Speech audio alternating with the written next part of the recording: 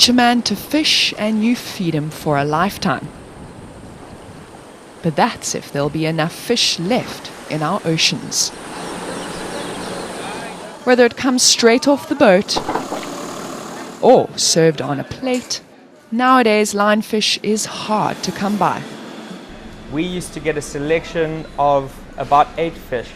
Probably in the last 18 months, I'd say. The numbers fall into a selection which will be kingklip when it's around. It's a bycatch, so we do see it when it comes from hake catches, and yellowtail. Those really are what you're finding on a daily basis. Decades of overfishing put the linefish industry in a state of crisis. In a bid to save some species that were depleted to less than 10% of their pristine levels, the government withdrew 70% of linefish permits in the early 2000s. Scientists are now seeing some species recover, but warn we're not out of the woods yet. If you look at our global fish stocks or even just South African fish stocks, it's going to take us, if we have the right type of management and the best quality science, it's still going to take us 20 to 30 years before we can actually start moving back to that kind of point of maximum sustainable yields. Local fishermen say their snook and yellowtail catches aren't always consistent and complain that South African waters are not being properly monitored for illegal fishing boats who exploit reserves.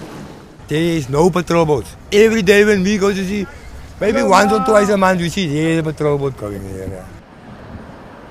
Not surprising when the country's 6 patrol and research vessels have been docked in Simonstown Harbour for over a year. After the R8 million contract awarded to a Sekunjalo consortium to operate them came under investigation for tender irregularities. But there's another possible conflict of interest with Sekunjalo. The organization that was tasked with protecting our seas also holds a major stake in the Premier Fishing Company. Only recently have 3 patrol vessels started sailing, but the research vessels remain berthed.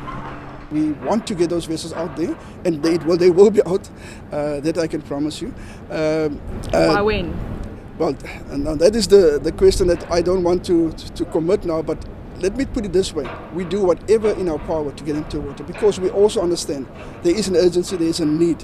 The Public Protector has also been investigating the tender, and her provisional report titled My Way or No Sea Patrols, which was leaked by the media, reportedly calls for action to be taken against the Minister of Agriculture, China Jumat-Peterson, for allegedly wasting taxpayers' money and behaving unethically. The report is expected to be released on Thursday. Paula Charles, Cape Town. Know more. ENCA.com